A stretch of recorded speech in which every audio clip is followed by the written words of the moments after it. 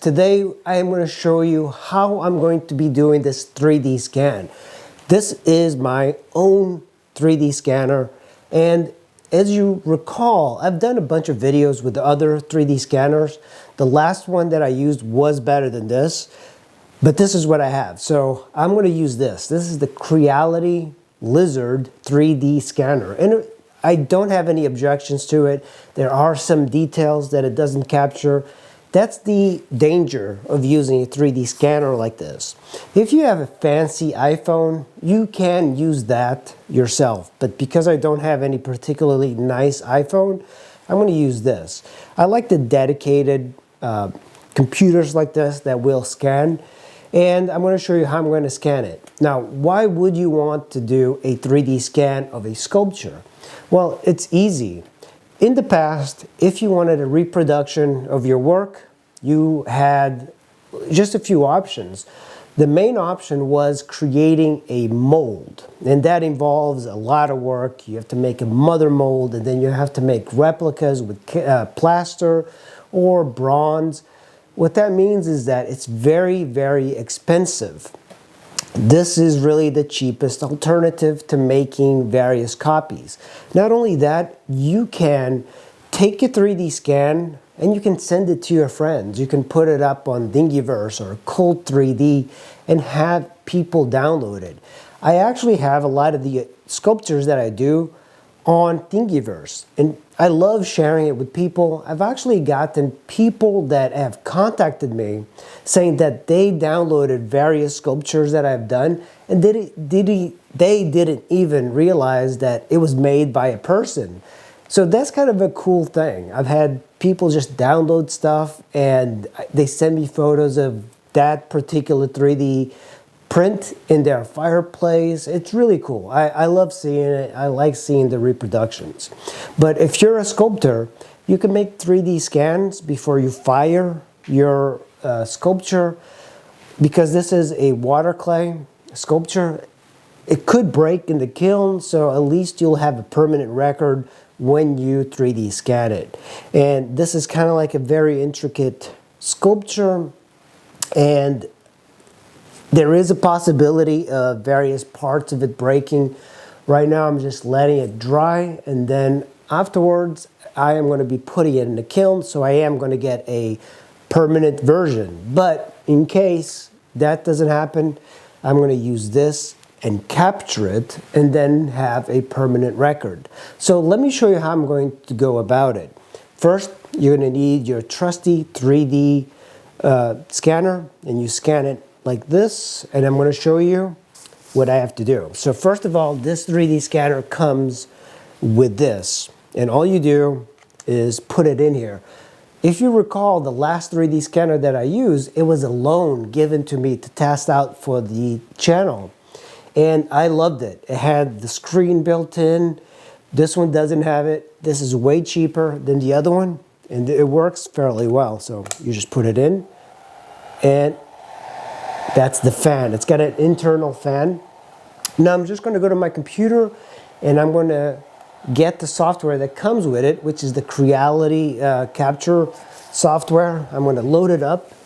So you should be able to see it on the screen. I'm actually going to remove this cloth, and I'm going to be very careful about moving because you don't want to hit the sculpture. This was here, and it left a little bit of a mark, but it's not too bad. So I'm just going to pull this out. I put this in just in case it cracked. I noticed there was a little bit of a crack over there. So you have to be very careful. So I'm going to hold this up. You could remove this, but I'm just going to leave it there. And I'm going to start scanning it from here.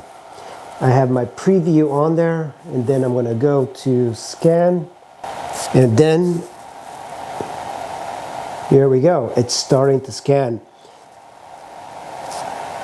And if you look at the screen, you see my object, and you see various colors. And this is all you do. You just kind of go up and down, and it will give you a preview of your sculpture. It's really quite easy to scan various things. You just have to remember to keep your distance, like a relative the same distance from your object. There we go, let me get that hand.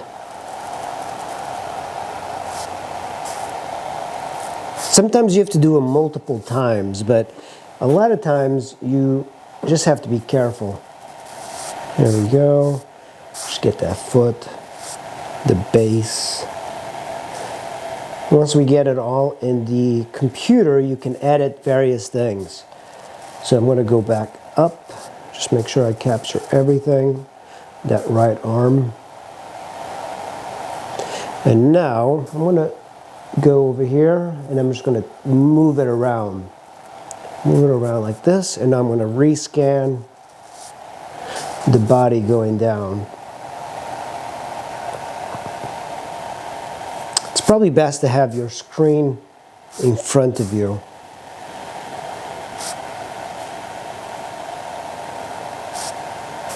Let me move it.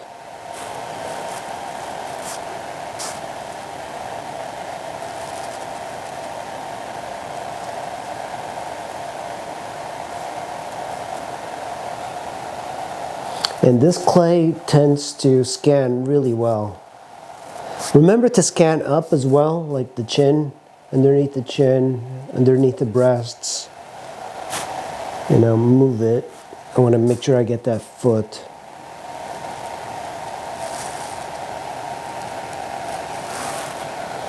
Move it around.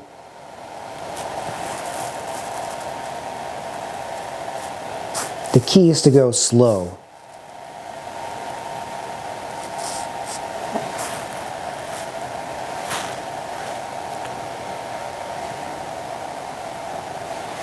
I don't want to move that. I should have moved my little cloth.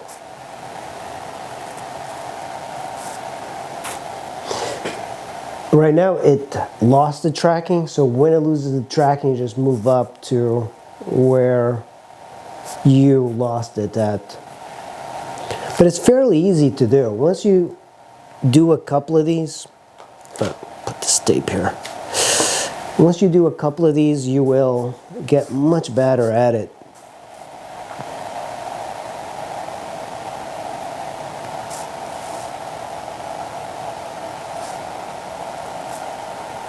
The number that you see at the bottom of the counter, it's like the polygons and the points.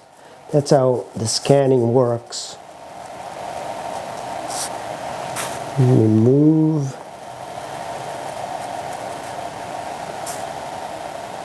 Any dark spots, if you see any black, that means that you need to scan a little bit more in order to get that geometry.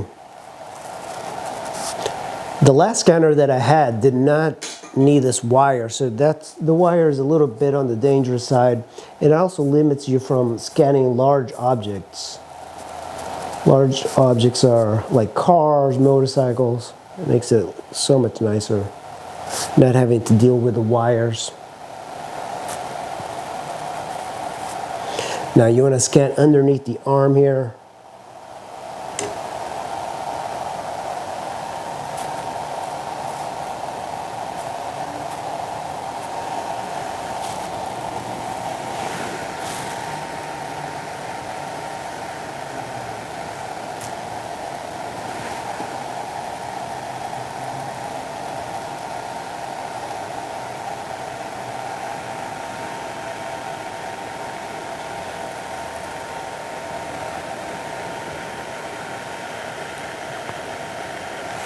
We're almost done.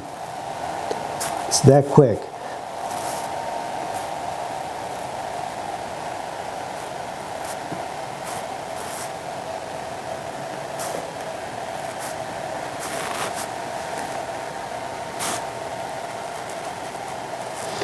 Looks like I have 2 legs on there. Sometimes you could get multiples, so you have to redo it. Now I'm going to get down like this to get a different vantage point, because you will need to get a couple other things.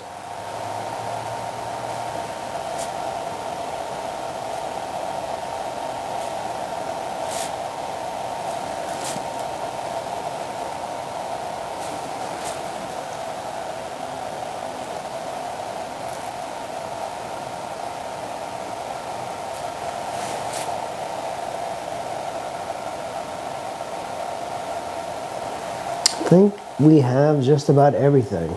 It's that simple.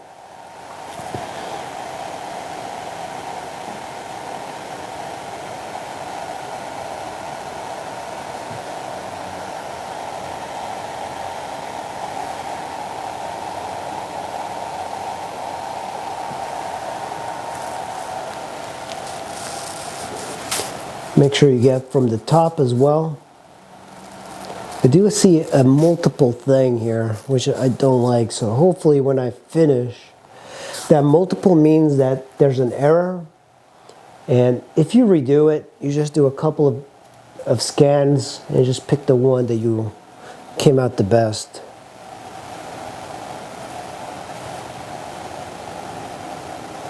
Okay, I think we're done.